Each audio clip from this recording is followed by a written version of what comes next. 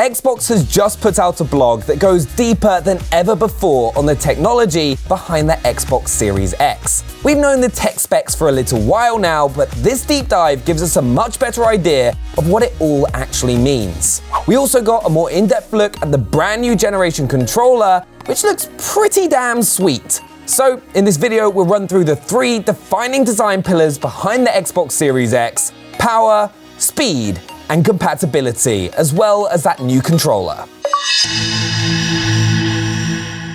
Let's start with power. In terms of raw specs, the ones you need to know here are the CPU and GPU.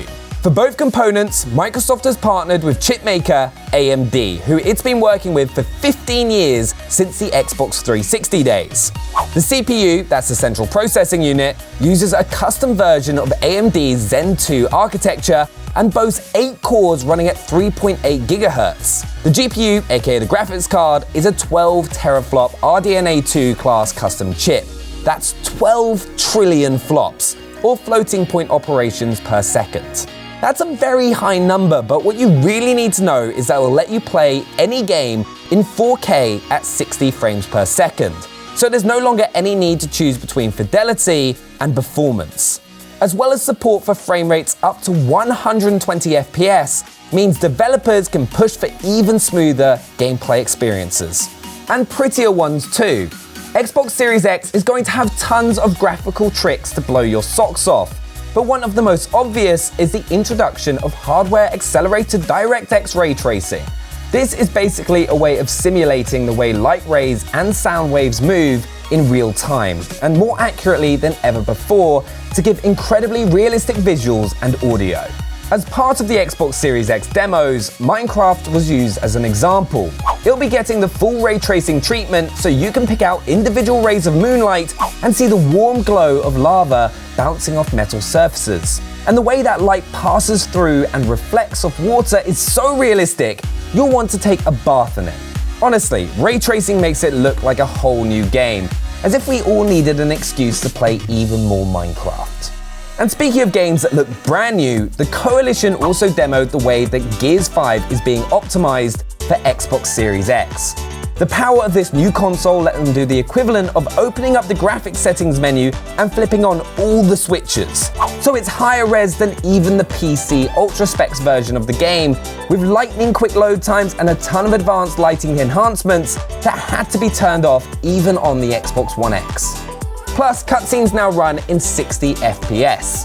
And that's important to ensure a smooth transition into gameplay because that is running at over 100 frames per second.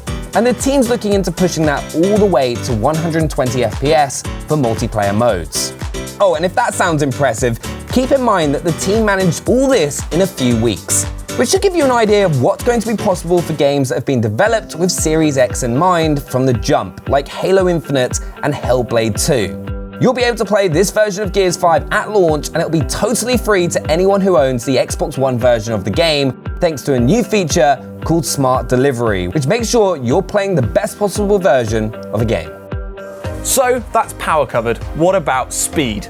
Well, there's that SSD, that's a solid-state drive, as opposed to a traditional hard drive, which relies on a circular disk to read and write data. But an SSD has no moving parts, so there's less limit on how quickly data can be accessed. Essentially, it's very quick. This means that games are going to load way faster than you're currently used to. Check out this tech demo on how much quicker the console can fire up a game of State of Decay 2. This is a game with an enormous world, and on Xbox Series X, it's up and running in just 7 seconds. That's nearly 7 times faster than the Xbox One X, meaning you can spend less time waiting and more time on the important bit, which is playing games. And not just one game either. SSD storage enables another new feature called Quick Resume. This means you'll be able to pick up right where you left off across multiple games, jumping between them as often as you like, even turning off or even unplugging the console. This emphasis on speed impacts the games themselves too. The Xbox Series X introduces something called Xbox Velocity Architecture. We won't get into the technical nitty-gritty here, partly because I'm not sure I understand it myself, but the post calls Velocity Architecture the soul of the entire console. The important bit is that developers will have instant access to 100 GB of game assets on the SSD to essentially multiply the amount of available memory. To understand what this actually means for games, imagine the biggest open worlds of this generation. These require tons of processing power because they need to stream assets all around you so you can wander in any direction. With velocity architecture, it'll be quicker and easier to do this, making it possible to create worlds vastly bigger than we've ever seen before, all in high fidelity and let you travel across them without ever breaking immersion. So fast travel won't mean lengthy loading time, it will be fast. There's one last aspect of speed that's hugely important, and that's latency. This is the gap between your input on a controller and what happens on screen. And the design ethos of Xbox Series X is every millisecond matters. Basically, every aspect of the console has been designed to make that gap as small as possible.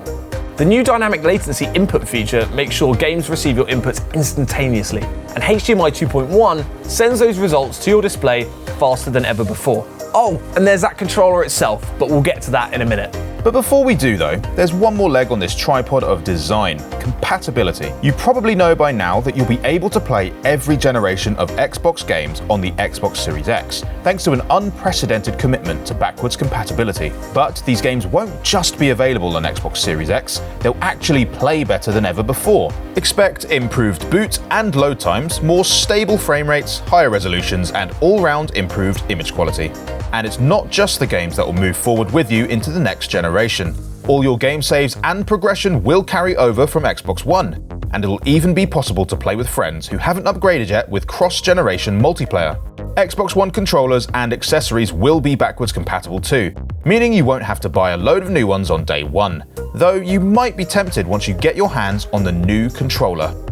The other big part of this massive information splurge was a deep dive into the new Xbox Series X controller, with senior designer Ryan Whittaker talking through some of the decisions to make gaming's best controller even better. Like the most obvious change to the way we'll be using this new controller, the hybrid D-pad, which is designed to suit all the different things gamers will need out of it. It's made up of a single round dish, dipped in the middle so your thumb can have a nice little rest, but the cross is still right there. You can think of it a bit like the swappable D-pads from the Elite controllers, all combined into one. So it's perfectly tuned whether you just need those crisp cardinal directions of up, down, left, and right, or are doing more complex things like diagonals and sweeps, something that will be important to any keen fighting game players out there. The other big addition to the controller is a share button sat right between the view and menu face buttons. This will let you instantly grab a screenshot or record a video while playing, and Whittaker says it was added because the Xbox team recognized just how important that social side of gaming has become. He also confirms that this controller has been designed from the very beginning to be more inclusive. To make sure it's more comfortable, the controller has been designed to accommodate smaller hands, specifically the average size of an 8-year-old's. This meant rounding off the bumpers and triggers and carefully sculpting the grips. But if you're older than 8, don't worry, Whittaker says there's no negative impact for larger hands, it just means everyone can play together. And to make sure it feels great, whatever size your hands are, the controller comes complete with new textures and finishes.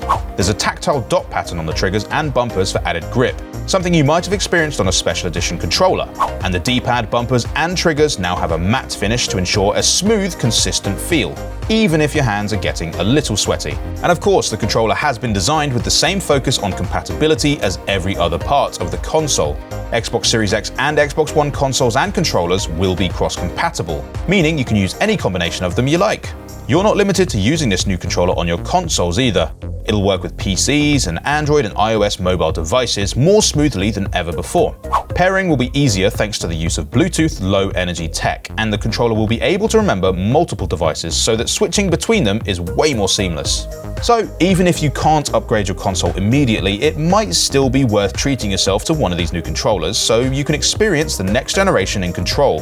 The new controller is also back compatible with any other Xbox One accessories you might have in your collection. The bottom half of the controller is the same shape as the current controller, with the audio and accessory ports all in the same places. So you should be able to plug your chat pad or headset right into your new controller on day one and have it work perfectly.